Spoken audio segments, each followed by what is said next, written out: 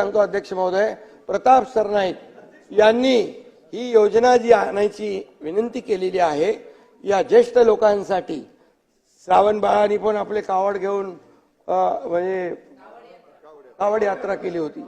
तर असे अनेक आमचे सदस्य आहेत की ते आपल्या आपल्या मतदारसंघातल्या ज्येष्ठांना तीर्थक्षेत्र यात्रा घडवतात। आता हज यात्रेला पण काही लोक जातात, ते त्यांची यात्रा करतात आणि म्हणून याच्यामध्ये प्रताप सरनाईक यांनी या योजनेमध्ये हिंदू, ख्रिश्चन, शीख, बौद्ध, जैन धर्मियांच्या महत्वाच्या तीर्थ नाही आहे ना, होतो आहे ना, अरे हो आहे ते तर हज यात्रा आहेच ना। तर याच्यामध्ये या सर्व तीर्थस्थळांचा हे करावा, मुख्यमंत्री तीर्थदर्शन योजना करावी अशी मागणी आहे त्यांची।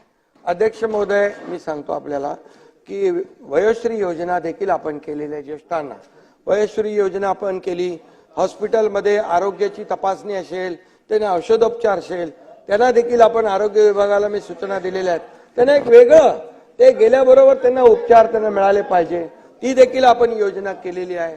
आणि ज्येष्ठांसाठी आपण ही जी काय आता आपण मुख्यमंत्री तीर्थ दर्शन योजना हे आपण सुरू करत असताना याच्यामध्ये आज आपण एक धोरण ठरवूया, एक पॉलिसी ठरवूया, नियमावली करूया आणि त्याच्यामधून दर वर्षाला किती लोकांना आपण देऊ शकतो, 5,000 लोकांना पाठवू शकतो, 10,000 लोकांना पाठवू शकतो, अशा प्रकारची नियमावली करू।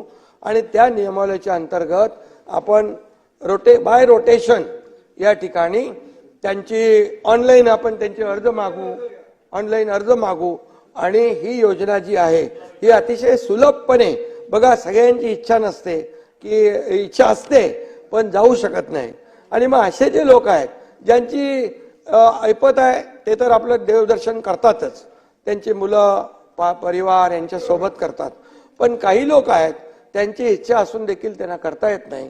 म्हणून अशा ज्येष्ठांना आता ही जी आहे, कारण ही महाराष्ट्र ही संतांची भूमी आहे आणि म्हणून या ज्येष्ठ नागरिकांसाठी मुख्यमंत्री तीर्थदर्शन योजना आम्ही लागू करू आणि